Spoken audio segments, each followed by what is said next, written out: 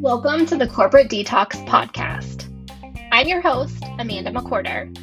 I'm a corporate dropout, recovering people pleaser and perfectionist turned burnout recovery coach.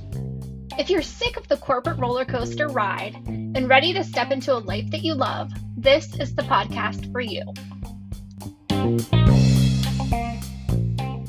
Today, I am joined by Heather Reed. Heather is a happiness coach for moms, a certified pediatric sleep coach, and a certified vision integration method coach. She is the creator of the Happiest Mom Society, the Becoming You Vision Board Workshop, the Teach Your Baby to Sleep program, and Say Yes to You 90-day planning system. Heather is passionate about serving moms by providing a space where they can reconnect to themselves with the support of a loving community and expert resources. By providing programs, courses, and classes, she empowers moms to embrace the idea that their life balance and unencumbered joy is vital to the fulfilled and happy life for themselves and their families. It's her mission to help moms simplify, reduce stress, improve their marriages, refocus on themselves, and bring more calm into their home. Heather is breaking generational cycles, disrupting the motherhood martyrdom, and creating a space for freedom, passion, and joy to moms worldwide. Welcome, Heather, to the podcast, and thank you for being my first interview. I am super excited about this. So before we get started, I would love for you to share your corporate detox story with us. Yeah, well, first of all, thank you so much for having me. I'm super excited to be here. As you know, I believe so much in your mission, and it ties closely to mine, even though it may not seem that way from the outside, right? But I know we've talked a lot about your mission, and it speaks to my heart. So my corporate detox story, I spent roughly 13 years in corporate America, started in the architecture and design industry, moved into commercial corporate real estate and construction ultimately. So I was managing multi-million-dollar commercial relocation projects, including all of the construction and all the pieces that go into it. And I loved managing projects. I loved the actual work of it. But what I became burnt out by was this expectation that our entire life revolved around our job. And there was very little consideration for having a life outside of work. It was like, you got to get the job done, and how much more can we pile on your plate and you'll still take it. And then you prove that you can do that. And so then they give you more and more. And I remember having a moment in the midst of my divorce from my first husband where I was like, this isn't worth it. Working 70 to 80 hours a week for very little, this is not worth it. Like, my life and my family and my health is worth so much more than the lack of sleep, the stress, the exhaustion, right? And so I decided that I wasn't going to work more than 50 to 55 hours a week, which was still more than I should have been, but it was significantly less than I was. And I remember getting a chat with my manager at the time about how balls were dropping. And I said, yes, they are, because you guys are refusing to staff appropriately, and I cannot do it anymore. And that was the moment that I took my power back, right? Of, I'm not going to let you run over me anymore. And they weren't going to fire me because nobody else could do what I was doing. It wasn't a job that someone could just step into quickly. So I knew they weren't just going to fire me over it. The client loved me. And so it was my moment to be like, no, I'm not tolerating this kind of workplace abuse, quite frankly, any longer. then I moved into another role and I loved the management. The management was great, but what I found was that the clients were so unrealistic and demanding. And it got to a certain point where I just wasn't willing to be treated like that by clients anymore. Um, then I got pregnant and I had my son, and he was such a terrible sleeper that I hired a sleep consultant. And it was so life changing for me. I always knew I wanted to make a difference in people's lives, but I didn't know what that thing was. And I was like, this is it. This is what I want to do to help people, like on a really significant personal level. And so I just made the leap to leave because I was in a position where my boss was never satisfied, the client was never satisfied, it could never be enough. And I just didn't want to do it anymore. Like I didn't want to live my life hating what I did every day. Yeah, it's just not worth it, right? Like life is way too short. And so I quit my job. I stayed home with my son. I think this is an important part of it, that I stayed home with my son while building my business, which a lot of people think isn't possible. But I did it, and I had to find what worked for me in order to do that successfully. It was a struggle at first because I really struggled to navigate that for a little while, but then I got a lot better about holding boundaries in certain ways. And I really settled into like, this is what's bringing me joy. And I love serving moms. And as I continued to serve more and more moms, I saw that there was just a greater need. There was more that moms needed support with. And that's when I developed happiness coaching, which takes your whole life into account, right? Like we need to be sleeping first. So I still do that work. Interestingly, I not only help moms get their babies sleeping, I also, with my happiness clients, focus on mom sleeping, because a lot of us as moms, like we go to bed too late, we're not sleeping well for whatever the reason is. I've had clients with like sleep apnea who just weren't going to get their CPAP machine, things like that, right? So we focus on getting the sleep we need. That in and of itself makes a dramatic difference. But then focusing on like what brings us joy every day and giving ourselves permission to embrace that and make time for that. And then on the flip side of that, um, how do we make that time? And that's generally by asking for support, finding ways to get the things done that we need in life without us having to do all of it all the time. Oh my gosh. So, Okay, so I love what you do, number one. yeah, Um, I love that this online space has connected.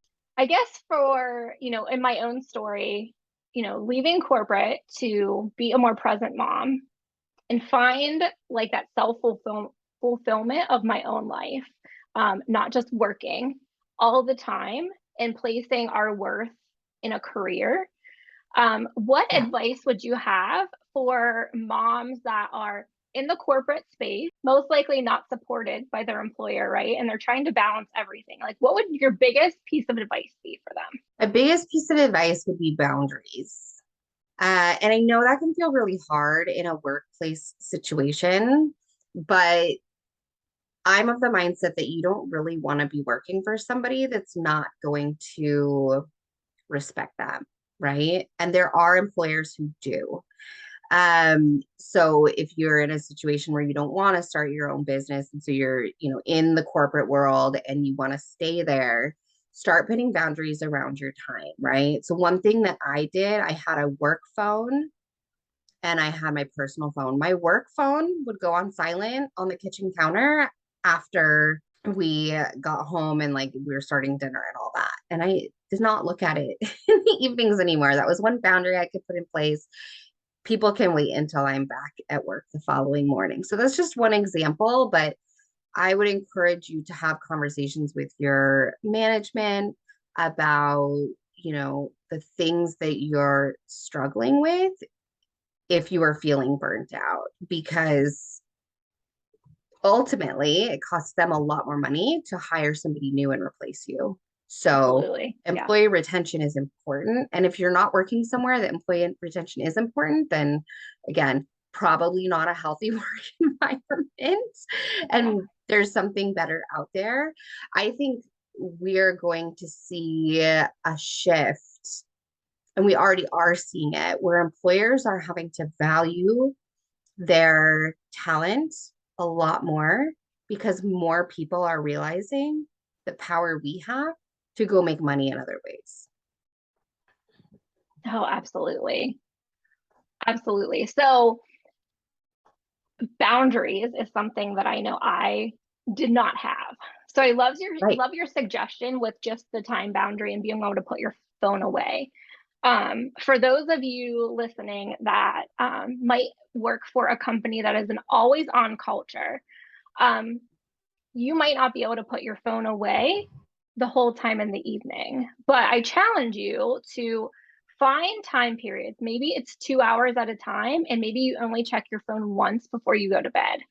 And be able to communicate with coworkers and your managers that you won't be checking your phone all evening. So you can spend quality time. That's one thing that threw me into burnout because in my former corporate career, was always on. I was answering the Yeah. phone calls, answering the texts, I mean, through the night, and so forth. So I love, love, love that suggestion on boundaries. It's very Well, hard in the beginning. it's very Very hard. hard, but your kids will appreciate it too. Yes. If you have children, which I figure a lot of the people we're talking to on this podcast do, your kids will appreciate it. I remember my daughter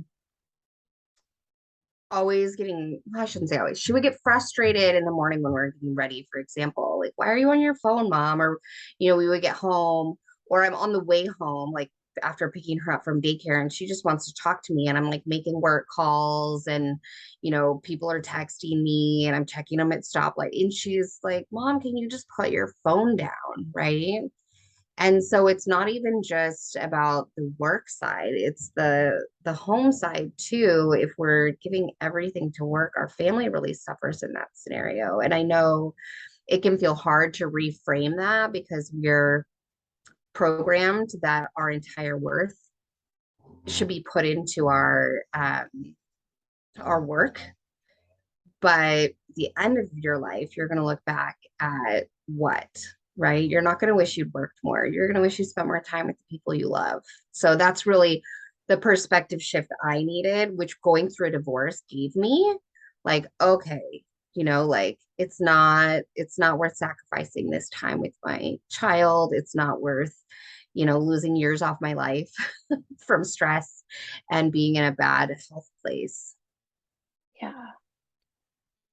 So with your work with moms, let's talk about the sleep. You touched on the sleeping piece and Yeah. how important it is as moms to get sleep, but also to be able to help our children get sleep too. Yeah. So talk a little bit about the work that you do that could support folks that are listening today. Yeah. So, on the sleep side of my business, I specifically help parents of young children. So, typically age 4 and under, although if there are behavioral reasons for poor sleep around, age 5, 6, 7, I've helped older children too.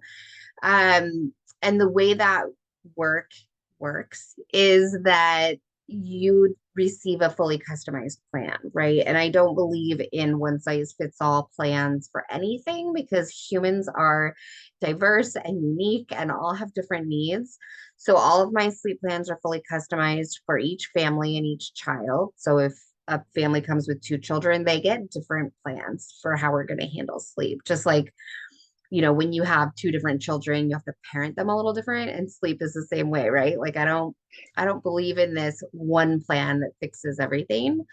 And then we work together to implement the plan through a series of phone calls and then also daily support via email or some kind of a messaging service. So that work is really helpful because it's not about the sleep typically. It's about the behaviors that are resulting in poor sleep. And this is full circle. I didn't even plan this, but that really comes down to boundaries from the parents. So we were Oh, just talking about boundaries at work. if we struggle with boundaries, we're going to see it impact every part of our life, right? So it's going to impact your work life, it's going to impact your parenting, it's going to impact your relationship with your partner. And most people whose children are struggling with sleep that I work with, it's because the parents aren't putting those boundaries in place with what they expect from their child. So their child doesn't know what the expectation is, right? So they're just doing whatever they can do to get whatever they feel they need in that moment, not knowing that what they really need is sleep. And that is our, as the parents, is our job, is to show them sleep is important and you need to go to sleep. Oh man, I never really put, yeah, like you're saying, connecting the boundaries. It is so true. Yeah. It is Boundaries so, so, are so kind of the true. root of most things, most issues. Yeah. Yeah. Yeah. I never put that with sleep with kids though. You know what I mean? Like, just, oh, so good. Yeah. And you know, it's not always a comfortable thing to hear. Like my child's sleep issues are a result of my lack of boundaries. So please take this in a loving way, right? I'm not saying like it's your fault, you're a bad parent, but we don't often realize that the lack of boundaries is actually unsettling for our kids. A lot of times we think like, oh, if we sleep train, that's mean, or I'm going to be harming them in some way. But actually, lack of boundaries makes our children feel unsafe ultimately. And so by putting those bumpers in place, they always know what to expect from us. It actually gives them a great sense of safety and is a really loving thing. Mm. So I even think about the times that I worked over, right? And it threw off what time I put my son to bed because I was getting home later. I was picking him up late. Or he was staying with somebody for, you know what I mean, until that Yeah. time. So um, that's a great call out too on really like being able to set those boundaries at work. So then you can get home to that routine that's going to help you be more Yeah. rested, be more productive, less brain fog the next day because hopefully you're getting more sleep then. Um, Yeah. perfect, perfect, perfect. Another part of your business that I am super excited about is your happiness coaching for moms and Yes. your planner, which I'll tell you this week I've done a much better job of using every single day. You'll Yay. be proud of me. I'm Um, so proud of you. Thank you, thank you. So, touch on the happiness mom coaching because I know that when you made this pivot in your business, I was like, that is freaking genius. Because not only as moms do we at times feel like we're on an island by ourselves, Yeah. but the mom guilt is real, right? When it comes to working inside the home, outside the home, however that looks for you, it is real. So, um, how do you work with clients on that piece? So I want to mention something that ties into what you just mentioned that I think will give so many moms a lot of comfort. And that's the mom guilt. And as working moms, one of the things we feel guilty about is not spending as much time with our kids as we want to because we are at work and they're at daycare or in some other, you know, care situation. Um, a parenting coach that I know mentioned to me that you only need 10 minutes a day of focused one on one attention with your child for them to feel loved and connected to you. 10 10 minutes. minutes of uninterrupted, not uninterrupted, but uninterrupted by like phones. But you Yeah. can split it up. It could be 5 minutes in the morning and 5 minutes before bed. But as long as you're focused and really present and the phone is down and you're really connecting to them in that time, that's all they need to feel nurtured. Wow. So I think that is really comforting That because is anything above comforting. that is gravy, right? That's just fun Oh, for you and your yes. kids, but it's no longer a concern of like, are my kids going to feel cared for? I developed this after noticing on my own journey that it was so hard to find the resources that I needed as a mom. And so I spent a lot of time and energy finding all of these things to support me, right? So communication tools and nutrition tools and parenting tools and all of these things to really nurture my own journey in motherhood.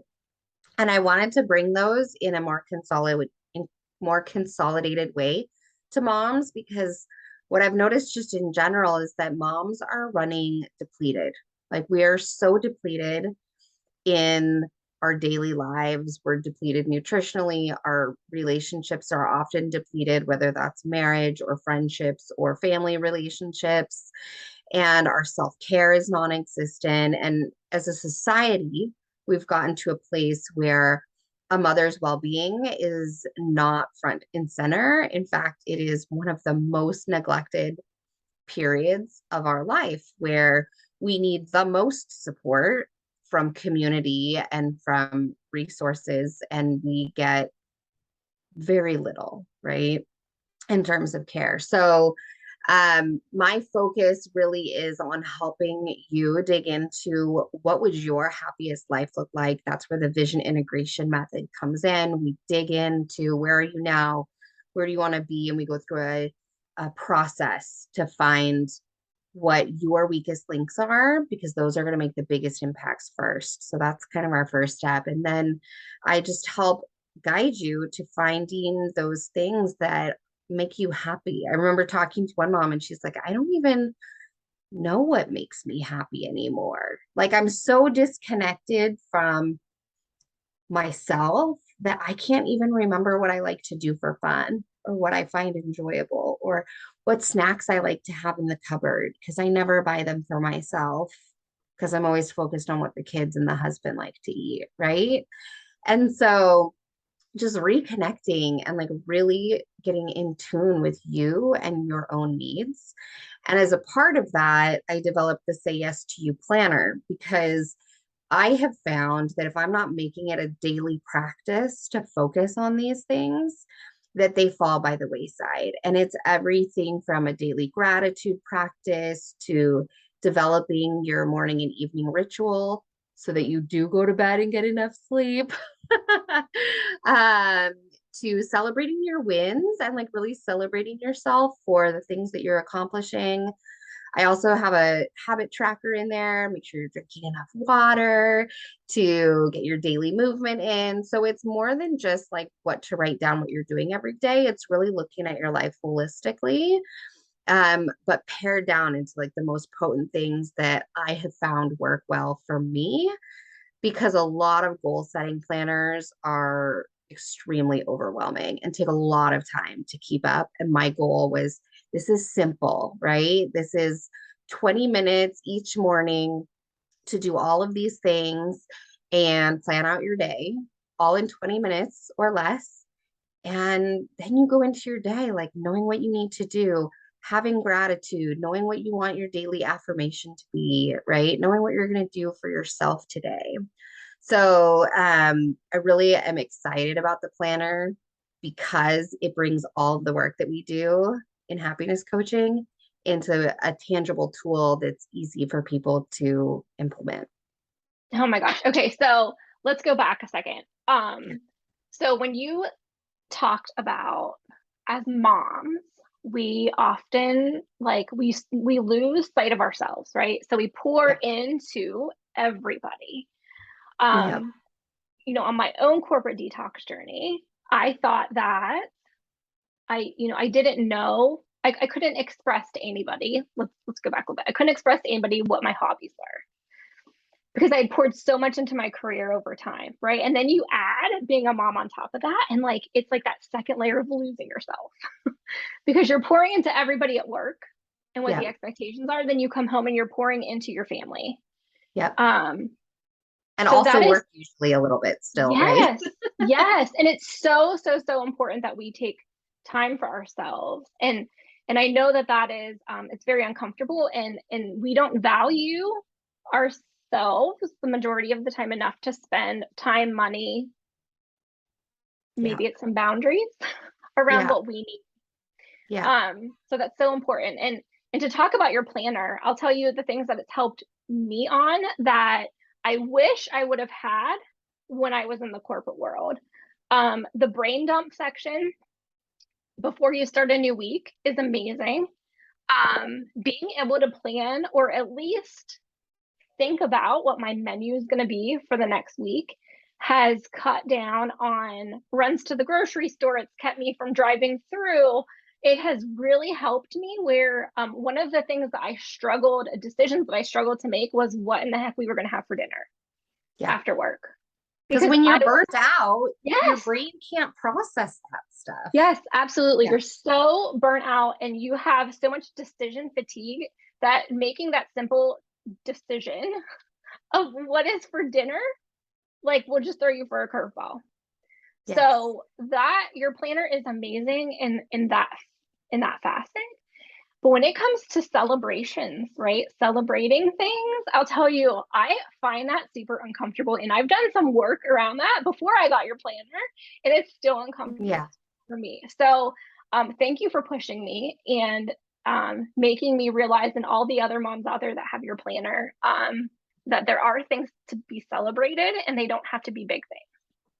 They don't have to be big things. And I talked about this in my planner challenge that I did recently, like why celebration is important.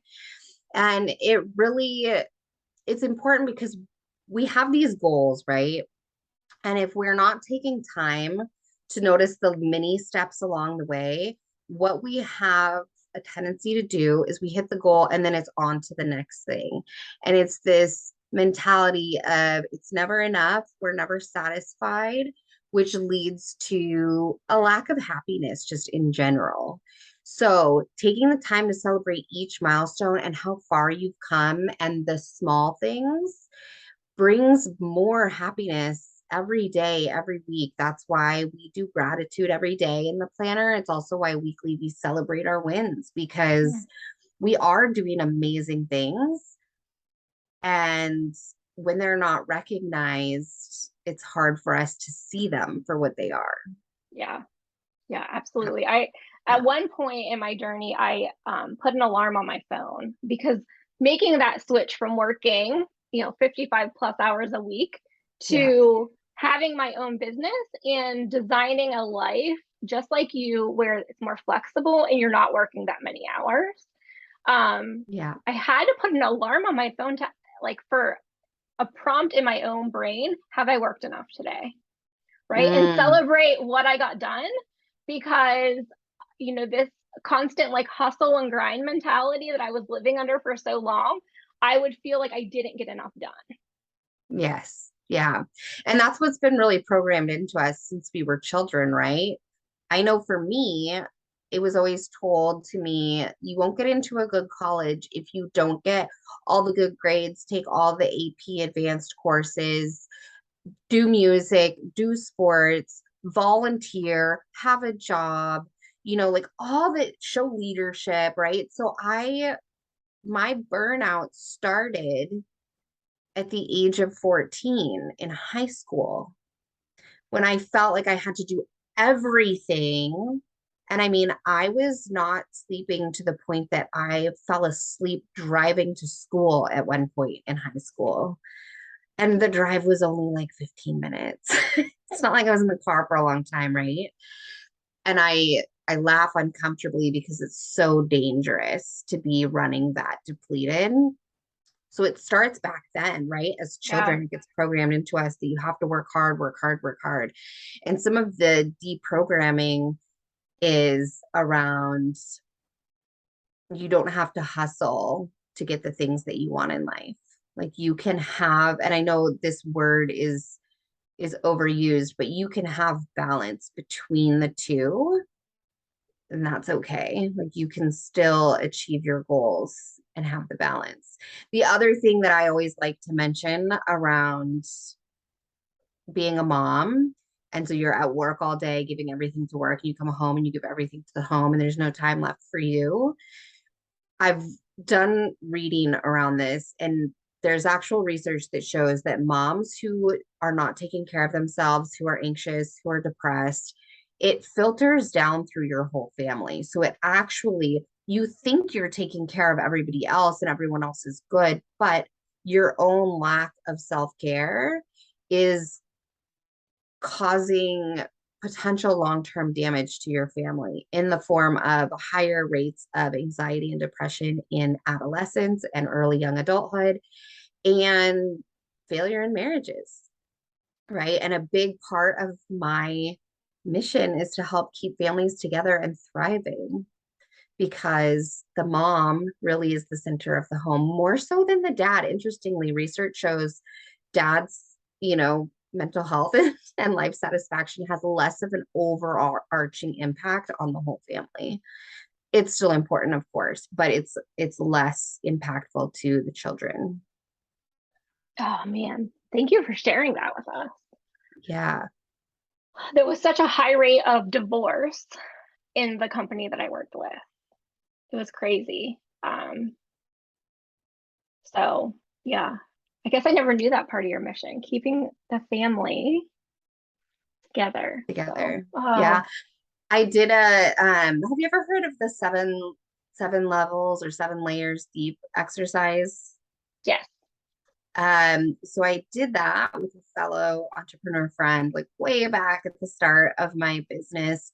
And at first, I just thought I wanted to help moms because I knew how impactful sleep was. And then I got to that and I'm like sobbing because I am a person who's gone through divorce and I have seen how that's impacted my child long term. And I have seen the devastation in terms of, my own well-being going through that process. And I think a lot of divorces could be avoided if we learned to recenter on ourselves and improving our own selves, right? Our own communication, our own behaviors, our own health, our own mental health. So a lot of what I help moms with it is for mom to be happier, but it's also like there's such a bigger impact there.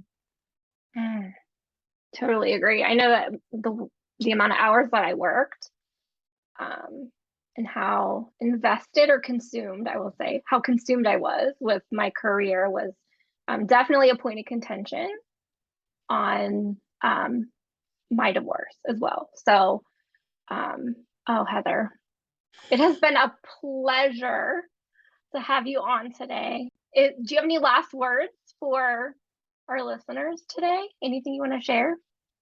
You know, Last words, I would say, don't be afraid to focus on you, right? Like you're worth it. You are worthy of taking the time for yourself. And I think that's at the root of a lot of the reasons why moms don't prioritize themselves, is we don't feel like we deserve it. So you do deserve it. You are worthy of it, and you will be surprised at how small steps will make an enormous impact in your overall happiness in life. So, for our listeners, where can they connect with you? Where can they find you? Yes, I am on Instagram at Heather Reed Coaching. You can follow my business page at Heather Reed Coaching on Facebook also.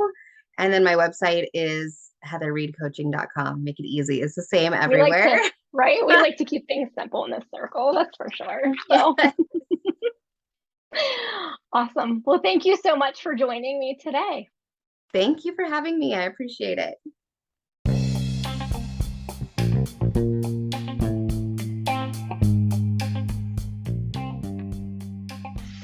If you're looking for more information on how to work with me, you can check out my website at amandamcquarter.net and look at different offerings that I have and some freebies that might be of value to you.